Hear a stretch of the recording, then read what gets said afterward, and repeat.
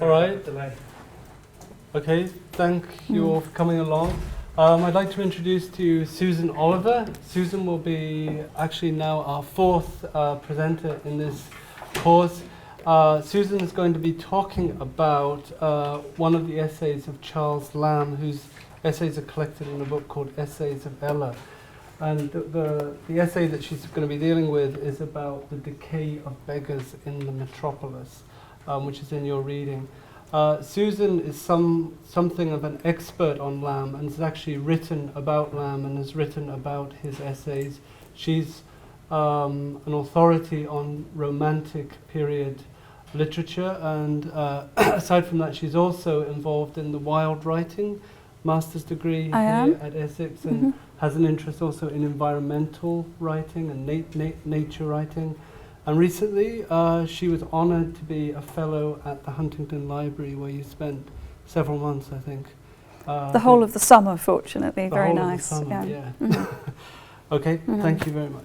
Thank you very much, Colin. And I'm very grateful to be invited to talk to you on this module about dangerous ideas, and essays, I know, are particularly the form of writing that you're looking at.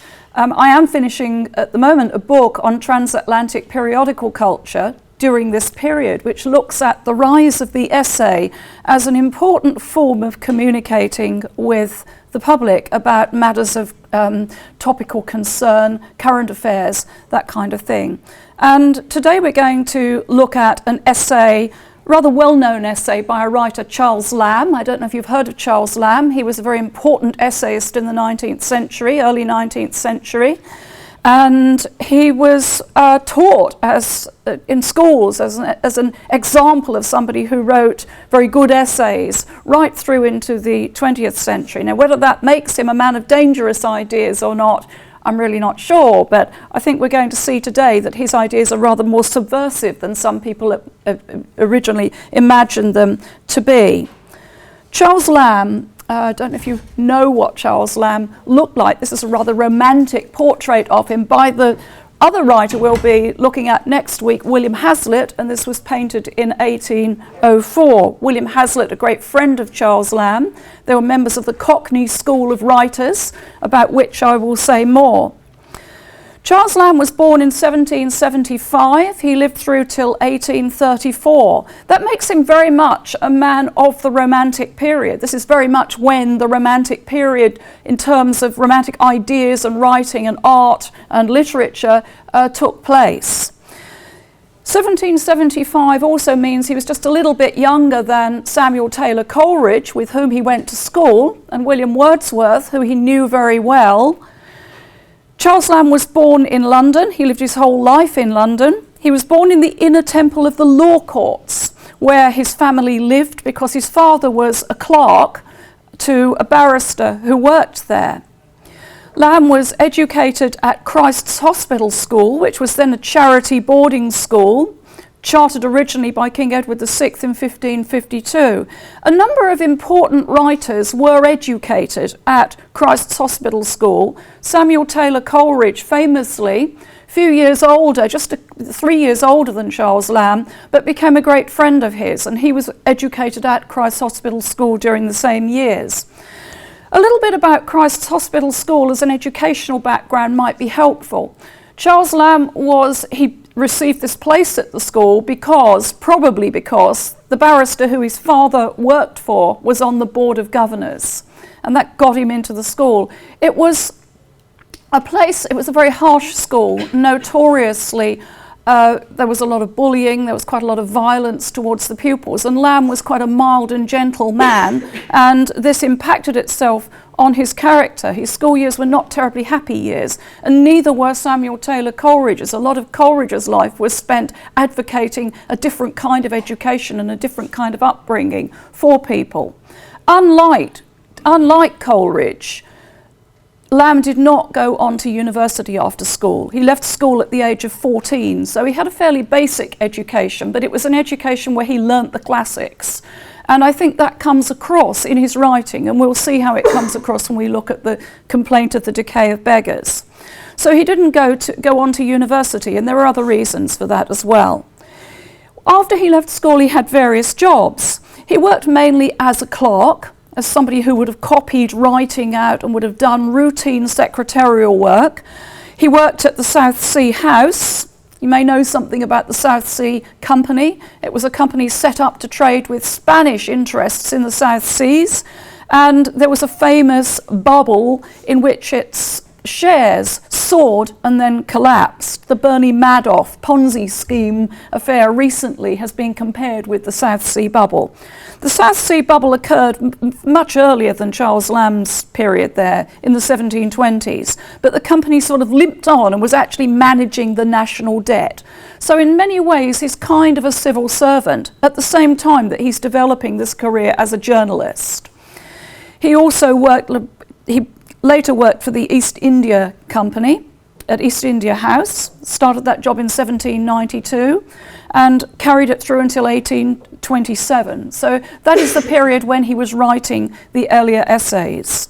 A little bit more background. Importantly, Charles Lamb was not a member of the Anglican Church. He was a Unitarian. Now, Unitarians were what were known as dissenters.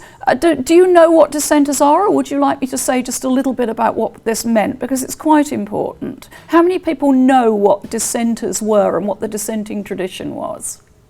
Anyone? Okay, well, dissenters essentially were people who belonged to churches that were not the Anglican Church in the 18th century and into the 19th century. The Unitarians did not believe in the Holy Trinity. They believed that Jesus was a very good man, but not divine. And you can imagine that to the mainstream church, this was considered rather heretical. It was a dangerous idea, if you like. And Charles Lamb was raised a Unitarian. The point about being a member of the dissenting churches is that religion often becomes a way for people to question other ideas that are central to mainstream society, other ideas that the establishment would have preferred people to have accepted. And Unitarianism became rather a hotbed of radicalism and dissent. Many radical writers in the late 18th century and into the 19th century were Unitarians. It also meant that Charles Lamb could not have gone on to Cambridge or Oxford universities, the only two universities in England during these years, because to go to those universities, you had to be a communicant member of the Anglican Church. So he couldn't have gone on to those universities if he'd wanted to. And one of the other earlier essays is titled Oxford in the Vacation. And that is a period when the general public could sort of go and walk around Oxford colleges, and Charles Lamb did this. It was the only time that he could really be there. As I've said, he was one of the Cockney School of Writers. Now, the Cockney School of Writers was a derogatory term levelled at a group of writers that included Charles Lamb and William Hazlitt. John Keats was another, and Leigh Hunt, who also was a journalist and editor of newspapers as well as a writer. This group of people met regularly. They were friends, they socialised, they discussed ideas. They were a kind of public intellectual group, if you like. They were Unitarians, for the most part. They were certainly dissenters. And the mainstream academic Tory press, represented particularly in the years between 1817 and 1820 by Blackwood's Edinburgh magazine, criticised the Cockney School for not being able to write properly, for not having had the kind of education that people who'd gone on to university had during those years. The Cockney School were using a style of writing that did reflect an education, but at the same time would connect with a general public. More about Charles Lamb's background. Importantly, he spent most of his life looking after his sister, who was 10 years older than him and who suffered from mental illness, and who in 1796 killed their mother. Don't really want to get into this in detail, but Mary Lamb stabbed their mother. She was charged with murder but was acquitted on the account of lunacy. And Charles Lamb paid for her to be in a private psychiatric institution for a few years, but he also procured her release on the basis that he would actually look after her, and he spent the rest of his life looking after his sister. In fact, both he and Mary suffered from depression and from forms of mental illness intermittently. So that gives you a little bit of background on Charles Lamb as a writer, I hope. He continued to work for the East India Company until he received his pension, and then lived on that after he retired. The London Magazine published a series of 53 essays that Charles Lamb wrote between 1820 and 1825. And those essays were not published under Lamb's own name, they were published under the pseudonym Elia. The London Magazine was a popular miscellany. That means it was a magazine that contained articles about a wide range of subjects. That's what the term magazine reads, as you probably know. It's a collection of different kinds of writing. And by the time you get to the 1820s, magazines are very popular forms of reading. Print technology has made it possible to produce them cheaply enough for most people to be able to buy and read. And the London Magazine was a magazine that contained articles about politics, about current affairs, about world affairs. It carried accounts of travel, little bits of creative writing, which is basically what the Elia essays are. Thomas de Quincey also wrote for the London Magazine, as did William Hazlitt. So you've got a number of quite important writers writing for this magazine and using it as a platform for putting their ideas across to the public. And you can see what the London Magazine looked like if you go to the British Periodicals Online database in our university library. If you go to e-resources, find British Periodicals Online, you can log in using your regular ID, and you can search and see what other articles were in the same numbers as the Elia essays. Look and see what people were reading at the same time that they read A Complaint of the Decay of Beggars in the Metropolis. Might be worth saying something about Charles Lamb's pen name, because it kind of reflects the tone of his essays in some ways. Elia, it's a pun. It's a kind of satirical take on his own name. There are two people are still not quite sure where one should lay the emphasis, whether it's on the L or whether it's on the second syllable.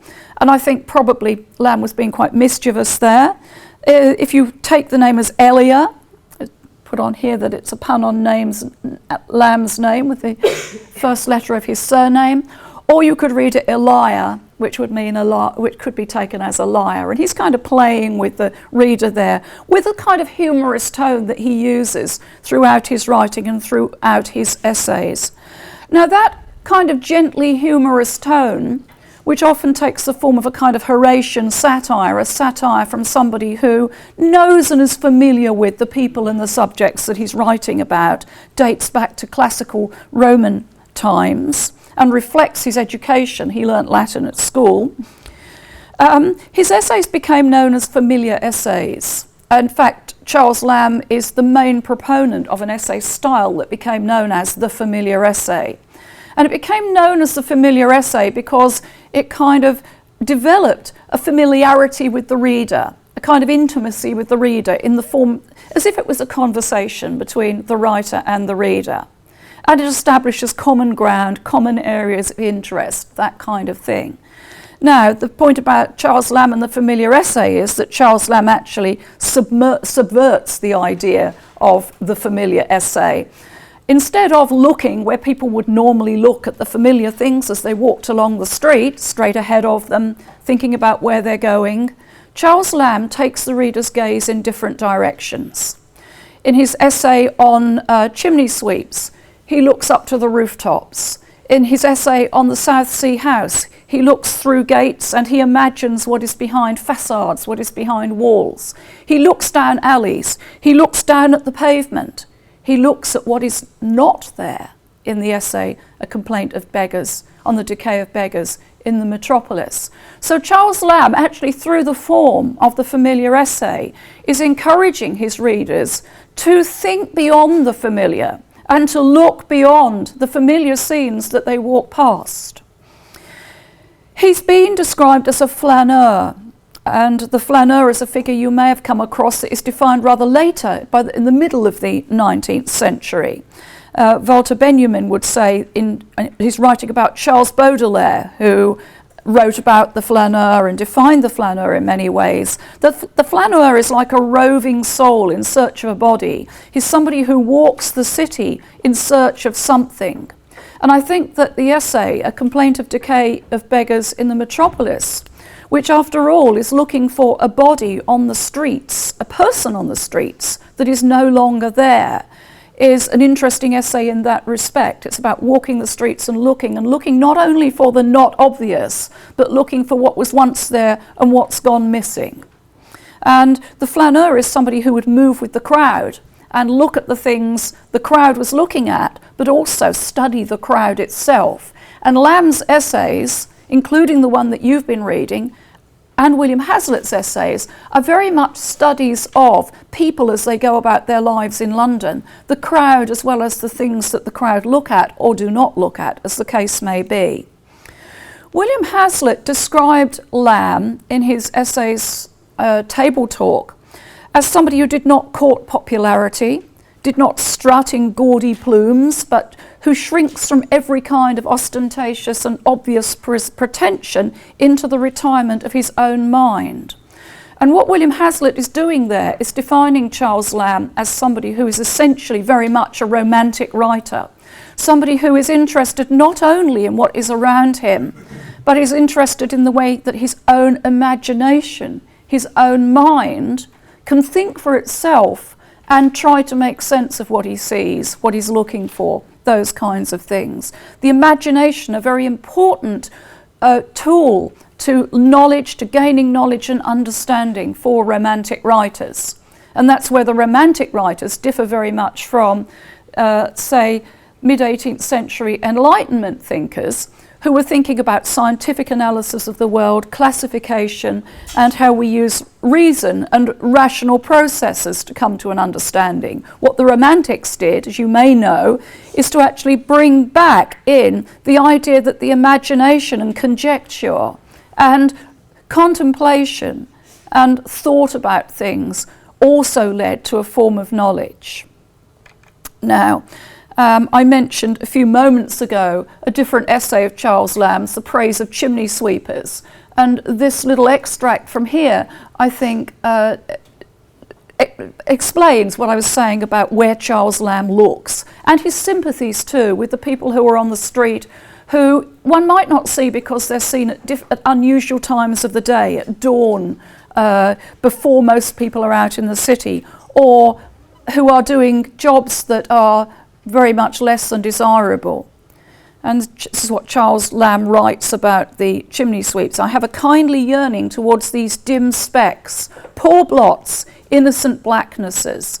I reverence these young Africans of our own growth. And that's an interesting comment, because he's not only referring to the fact that chimney sweeps would necessarily be blackened by their trade because they'd be covered in soot, but he's also making a connection there with slavery. These almost clergy imps, who from their little pulpits, the chops of chimneys, in the nipping air of a December morning, preach a lesson of patience to mankind. This is the kind of writing that Charles Lamb uses, and you might like to compare this with the form of writing that he uses in the Decay of Chimney Sweepers.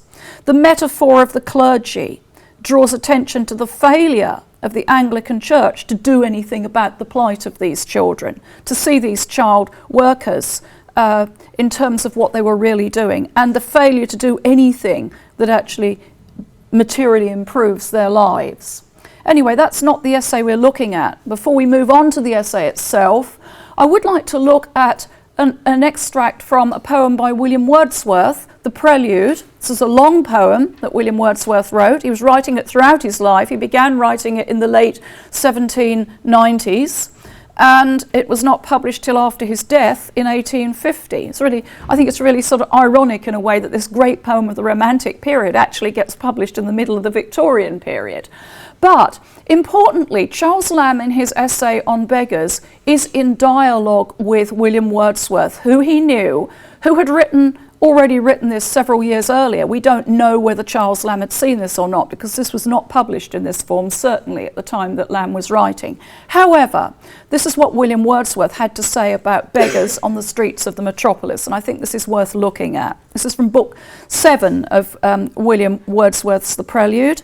Amid the moving pageant, that's the people on the streets, 'twas my chance abruptly to be smitten with the view of a blind beggar, who, with upright face, stood propped against a wall, upon his chest wearing a written paper to explain the story of the man and who he was. My mind did at this spectacle turn around as with the might of waters. And it seemed to me that in this label was a type or emblem of the utmost that we know, both of ourselves and of the universe. And on the shape of the unmoving man, his fixed face and sightless eyes, I looked as if admonished from another world. Now, I think this is very powerful writing, and I'm certain that Charles Lamb was definitely responding to these kinds of feelings about what it was like to be on the increasingly busy streets of London, a moving pageant, and to be drawn up short by the spectacle of the person who's the odd one out. In the case of Wordsworth, the man who's not moving, a blind beggar, very kind of mythological figure, almost like an uncanny figure, a visitor from another world. And Wordsworth feels admonished when he sees this man, as does Charles Lamb when he thinks about the removal of the beggars that he saw on the streets of London. Okay, so a complaint of the decay of beggars in the metropolis begins with the idea of reform, begins by introducing people to the matter of social reform, describing it as an all-sweeping besom. Does anyone know what a besom was? Anyone? A besom is a broom, and it was a broom with sort of sticks, made of sticks brushed together. And what Charles Lamb is introducing here is using a metaphor to describe the way in which people are swept away, that societarian reform is something that not only reforms people's lives, but also sweeps things away.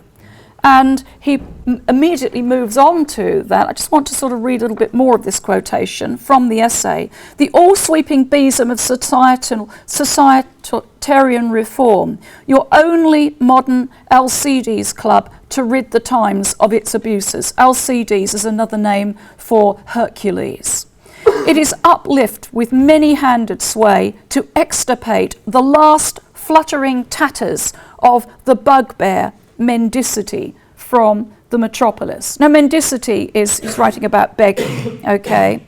And he begins the essay by introducing a topic that people would have probably felt very strongly about, society reform, and the matter of the tatters and the beggars that were on the streets of the metropolis, that this needed to be dealt with. But that idea in the beginning, that first metaphor of a broom that sweeps things away, is very important.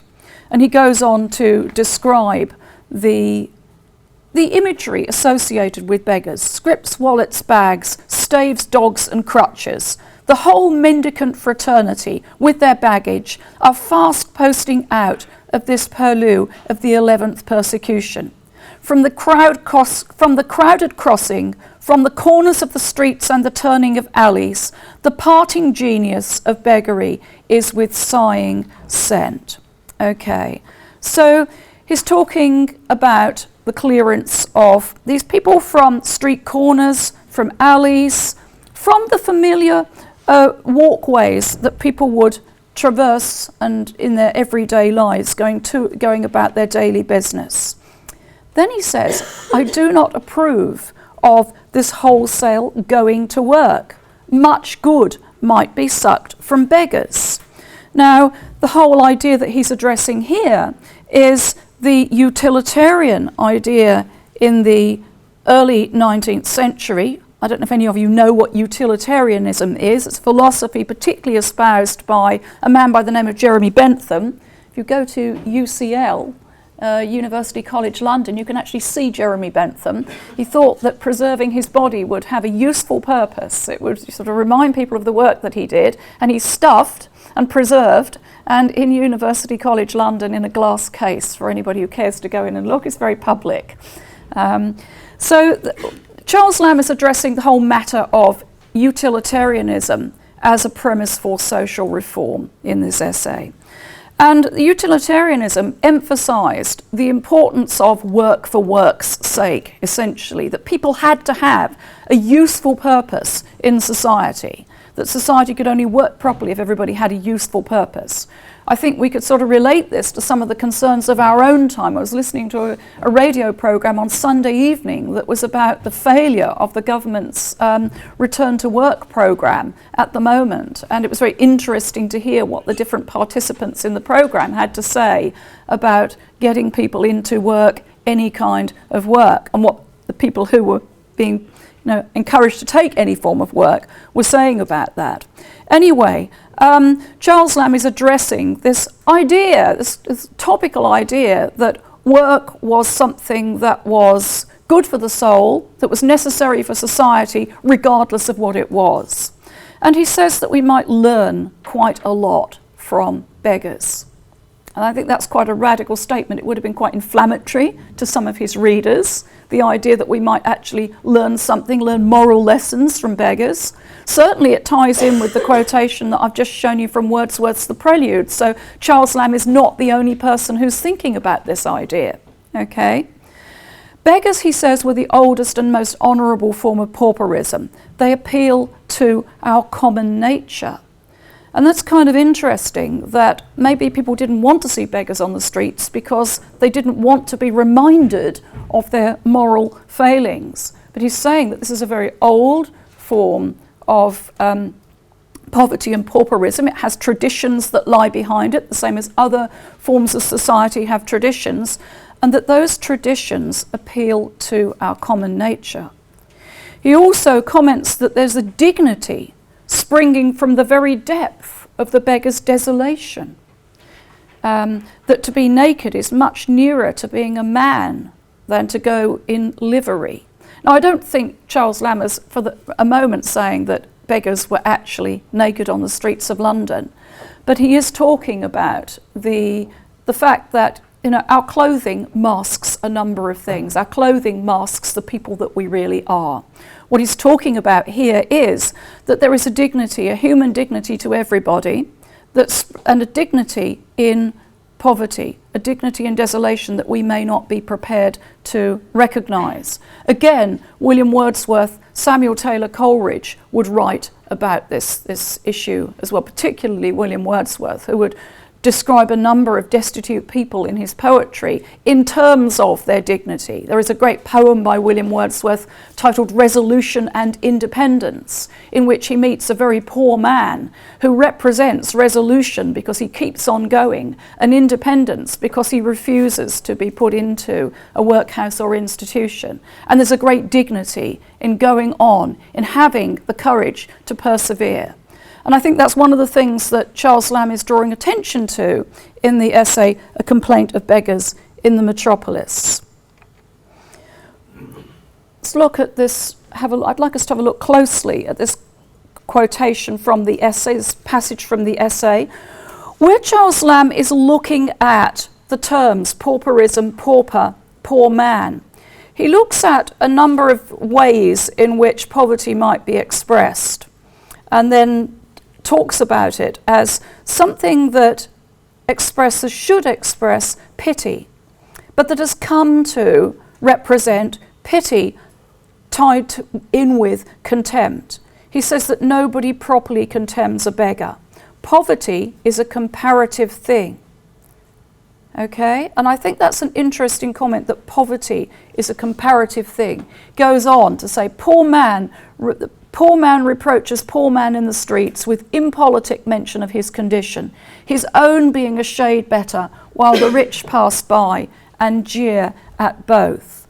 And I think that attempt to situate the beggar in a continuum of poverty, a continuum of poverty that on the one hand has to do with property ownership, but on the other hand has to do also with moral poverty, that he's making comparisons between poverty in terms of material wealth and poverty in terms of morality, ethics, sympathy. Sympathy, very important to Romantic writers, certainly very important to Charles Lamb. This whole essay is an essay that attempts to establish the need for sympathy for people who are different from ourselves, but who are part of a continuum in which we live. He then says something very interesting, that the beggar is the only free man in the universe. Now he's probably using overstatement here, and in using overstatement deliberately, perhaps provoking his reader to think about their own situation. This is as much about the reader, this essay, as it is about the beggars on the streets. He is the only free man in the universe. No corner of a street is complete without them, he says. They are as indispensable as the ballad singer. Okay, and he's just referred to the town criers of London. I can no more spare them than I could the cries of London. That's a reference, the cries of London, to street criers who would sort of tell the news as they walked along the streets.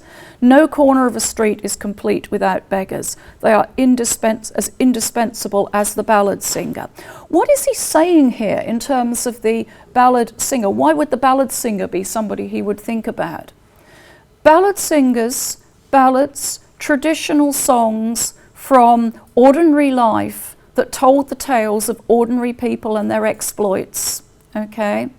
And that were part of folk and oral culture, that were the ways of handing down cultural memory.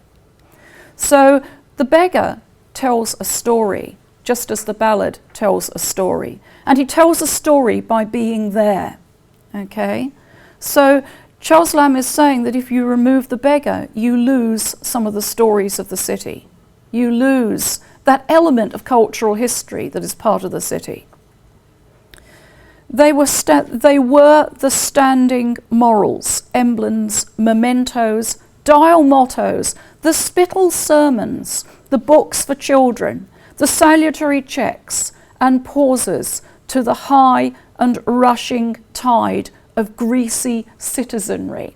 There's a real facility with words there, and this is a wonderfully expressive way of writing. And to describe the beggars, he's describing them in the past tense, they were, because he's drawing attention to the fact that they're not there as obviously as they once were. And he is suggesting that they can be read like books. Now, for Charles Lamb, the streets can be read like books. And the people on the streets are the writing on the pages, so to speak. So if you remove the characters from the street, it's like removing the characters from a page, and you end up with a page with gaps in it which can't be read. So he's likening the beggars on the streets to books that can be read, and to literature that teaches us, to sermons that teach us morality, books for children. Okay? It's a very interesting idea that the beggar might be like the writing on the page that is the street. These dim eyes have in vain explored for some months past a well-known figure, or part of a figure of a man who used to glide his comely upper half over the pavements of London. I'm sure you must have all noticed this little vignette, this character description of an individual beggar by Charles Lamb in the essay. And what he's done here, he's quite cleverly moved from a general this goes the opposite way from a sonnet, if you think about it. It moves from the general to the particular instead of the other way round. It then sort of goes back again. But what he's done here is he's moved from a general discussion of beggars and a disquisition into why the poor on the streets tell us something, to a particular example.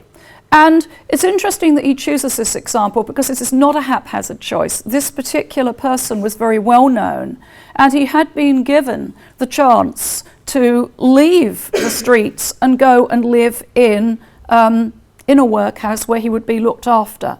and he had refused to do that, and he'd been physically removed from London. Wordsworth writes about him as well.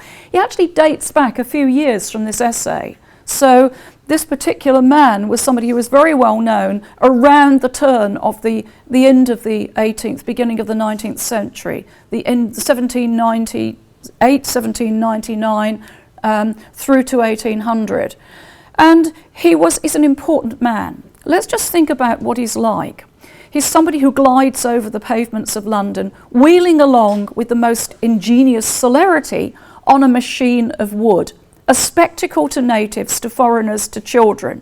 He was of a robust make, with a florid sailor-like complexion, and his head was bare to the storm and sunshine. He was a natural curiosity, a speculation to the scientific, a prodigy to the simple. And you can see how you could unpack this particular passage and think about how this character can be read and what Charles Lamb is suggesting here. This is a man, he's a crippled beggar, he has no legs, so he's using a board to manoeuvre himself about the streets of London. Okay, and he becomes something of a celebrity. People would go to see this man, and he would tell stories on street corners in return for money. So he's somebody who had a certain amount of celebrity and who had contributed to the life of the streets. Now it's interesting, Charles Lamb is saying that he has explored for some months past where this man was, and he couldn't see him because he'd been removed from the streets. There's a bit of a conceit going on because, as I say, this is looking back. This is actually a historical incident by this point. Few must have noticed him, for the accident which brought him low took place during the riots of 1780, and he has been a groundling so long. 1780, this essay is being published in 1822. We're looking back 42 years. So this is going back to something that occurred in the 1780s, and that's quite important because the 1780s were years of riots on the streets of London and in other cities, in Bristol and other places particularly. And the riots that were concerned were riots, the Gordon riots took place, they were anti-Catholic uprisings. You can find out a lot about the Gordon riots, plenty of literature in the library, and available in good internet databases and archives and sources. Now the origins of his disability go back to a time that people who are reading this essay probably might not remember. And then he goes on to describe him as something. He seemed an earthborn Antaeus. He was a grand fragment, as good as an Elgin marble. The nature which should have recruited his reft legs and thighs was not lost, but only retired into his upper parts, and he was half a Hercules. Now you can see in terms of the structure of the essay, we had that mention earlier on of LCDs, the Hercules who was driving reform, and here you have this image of the Hercules on the streets who is the beggar, the man who quite literally, because he's been wheeling himself along, has developed a very strong torso and upper body. That's a material fact. But he describes him as an earthborn god, going back to here to mythology, to Greek mythology. He was a grand fragment. So he describes him as somebody who, being only partial, has a grandeur to him. And it's not coincidental that Charles Lamb uses that idea, that metaphor of the Grand Fragment, because these are years when one of the most popular places for people to go in London would be to the then recently opened British Museum. And the British Museum had the Elgin marbles. And he goes on to describe him as an Elgin marble, right? So like an Elgin marble, as good as an Elgin marble actually. So in the British Museum, we have, in this period, people going to see the huge fragments that were brought back from Egypt, that were brought back from Greece. Many of you will know Percy Shelley's sonnet, Ozymandias, about in the desert, how there is this broken sculpture of the great king Ozymandias. two vast and trunkless legs of stone stand. And it's a very ironic sonnet on the nature of power and grandeur, because the statue is broken and all that's left is the broken fragment of the base that says, "Look on my works, ye mighty, and despair." And they're broken, and the lone and level sands stretch away into the distance. So in a way, Charles Lamb is entering into dialogue with other people who'd used the British Museum as a platform for considering not only the greatness of Britain as it moved forward in a century of empire, but also the fragments of power that was past. So he seems a grand fragment, okay, as good as an Elgin marble. Very definitely a reference that readers would have recognised as being something that likens him to the great fragments of powerful civilizations that they were seeing in the British Museum. And he was half a Hercules, liken him to the great god who held the world and who could take on the world and who could accomplish, the labours of Hercules, seemingly impossible tasks.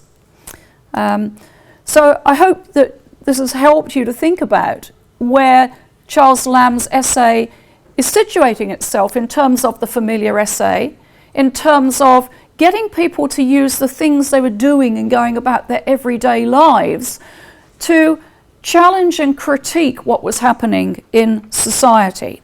Was a daily spectacle like this to be called a nuisance, which was called for legal interference to remove?